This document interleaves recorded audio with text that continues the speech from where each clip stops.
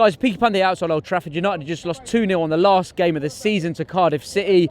Disappointing performance. So much hope to at least finish the season on 3 points and at least score a goal. Joel, coming to you first. Another relegated club, in consecutive weeks that we've not managed to beat. Sum it up, mate. Depressing, just upsetting. Just keep turning up every week and just keep following the team, but it just makes us all feel down. I don't know where to go from here, really. Listen, after Ollie signed leading up to him signing his full-time deal, we were performing very well. Then we've had since he signed that, we've just had relegation form. Why is that? Do you know what it is? People make excuses about the managers, the board, things like that.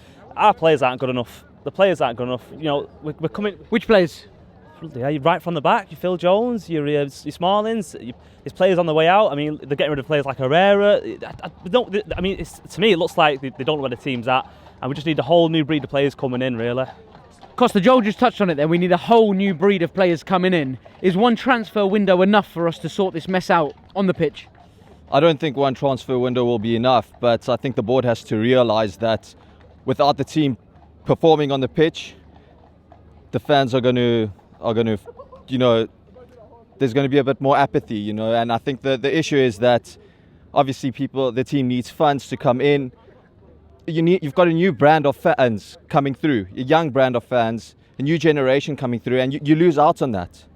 And United's bred on players that want to fight for the team, players that are hungry, and I think although we might, get some quality players, world-class players from a transfer window, we don't get that hunger, and that's what we're lacking. We've kind of forgotten where we started, and I think we really do need that hunger in the team. I mean, just coming to you, mate, look, United have been the best club in English football for the last 20, 25 years. Are you worried now? Are you concerned? Have you accepted that? Are we a mid-table team at best? Or a team fighting for Europa League? Full to mid-table team. I mean, if Wolves are pushing ahead and obviously other teams are pushing ahead signing transfers, then obviously we are going to fall behind. And obviously if we're not making the right transfers, there's no point signing world-class players like POGBA, Sanchez if they're not performing on the pitch. Most of our player of the years and best players have come from the gems, the Victor Lindelofs, the Luke Shaws, the lower players, not the £80 million transfers, the £90 million. But do you think that's a problem that Ed Woodward, I'm just going to come to you on this one, boss, like Ed Woodward, we've been making a couple of them Galactico signings every summer, one or two, but is that the problem, that we're not finding players that fit the mould of the club or the team, that we need? The club's become a business because Ed Woodward at the helm, he's just trying to make signings that will be good in commercial terms rather than on the pitch.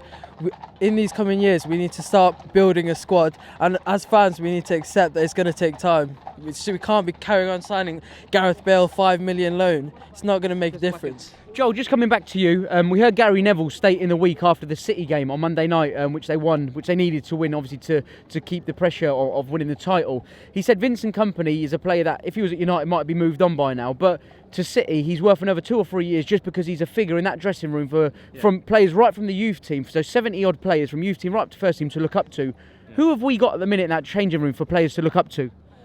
Players like probably Valencia, when he come on, we sort of felt. Obviously, but he's going now. So moving forward, who are the main guys in that changing room for youth or everyone to look up to? The only boys that we have really that want to be at our club and are actually Man United fans are Marcus Rashford and Jesse Lingard, and your others obviously your McTominays and players like that.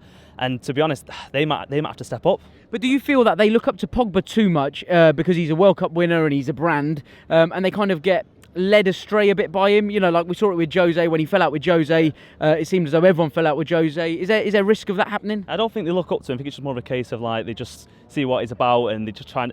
It's a generation thing, to be honest with them. But I mean, to be honest, I'd like to see Pogba go.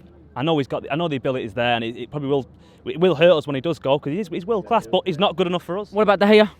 De Gea, one of the best keepers in the world, so we do need him, but we have Romero as well who can perform for us as well. If De Gea went, would it hurt you? Yes, it would, because he's done a lot for us in the past couple of years. He's been here many, many years and he's won trophies with us. But Costa, coming to you out of the two, if Pogba or De Gea, one of them had to go or was going to go in the summer, which one would you rather see go? I'd say Pogba. I think if you see, I mean, again, going back to the effort, he's walking around the pitch. I've been here so many times watching Pogba traipse around like it means nothing to him. At least De Gea, on the side of the pitch, when the goal came in, he was complaining. He was frustrated with himself because the second goal went in. Pogba gets frustrated if he Just quickly though, just quickly on that, because I was asked this question a few months ago, and someone said to me, "Would you keep him?" And I said, "I'd build my team around him," purely because when I saw Ollie come in, he played Pogba in a free role, and he had 3 or 4 man of the match performances on the bounce because he was given a free role. Obviously, the injuries haven't helped. He's asked to do a lot more defensive duties, and he's sliding out left. I do believe if he was given that free role week in, week out, and we built the team around him, he would be in a position where he would be carrying the team. Where do you sit with that? What are your opinions? I would say the only time I would agree with you is if he stepped up. Yeah. And if he took it on his shoulders. And I mean, he's been in the academy. He should know what it means to play for United. Yeah. So play like you know what it means to play for United. And I think if he stepped up to the plate, maybe then I'd agree with you. Yeah. Until then, I can say that he should. Joel just mentioned that he's had his chances. I'm just going to quickly come to you, then you after, Joel. What was your point you were just going to make? What I was going to say is this. I disagree. Look, it's like this. You look at the City midfield. They're asked to do things. They do them. They don't flirt with other clubs. They're better than every other midfield in the Premier League. Therefore, you have to ask yourself, does this guy have the character needed to play for the club? He doesn't. He doesn't want to be there. He hasn't wanted to be there. I said before Mourinho left, if Mourinho would leave, he's still going to go in the summer. It's a waste of our time and our resources trying to ask ourselves, what the fuck is the reason why we can't perform? It's simple. Pogba don't want to be there. He controls the leadership. He's the influence. If he don't want to be there, then how do you expect everybody else to play? They're not going to play well, are they? And that's what's happened. Simple. Sorry, Joel, you were going to make a point as well on the Pogba situation. Well, I mean, with Pogba, he's just not.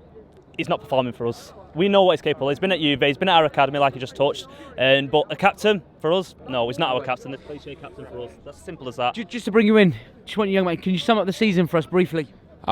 Big disappointment. Big disappointment. And you know what? Slightly okay with today's result because it's not going to be like a camouflage hole. We're going to be able to look at the cracks, the issues. They're going to take a look at them seriously instead of being like, oh, so everything's all right. If we would have come back and won 3-2 today, everyone would have been and said, no, we're okay. We're not that bad. No, we are miles behind the top of the table. We are miles behind Liverpool and City. We are in trouble. Just look at the players at City. Do they flirt with Barca, Real Madrid, the top teams in the world? They don't. Simple as that. Simple as that.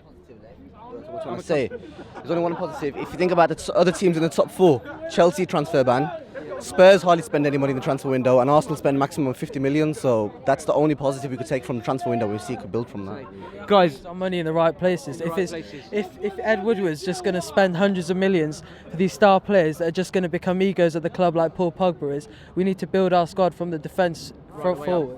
Guys, listen, thank you guys all though for sharing your points with us today, and hopefully we'll catch you guys next season. Yeah, nice one. Thanks for checking out the latest Fancam. Don't forget to subscribe on all the socials at Peaky Pundit to keep up to date with all the latest content. Also, if you haven't already,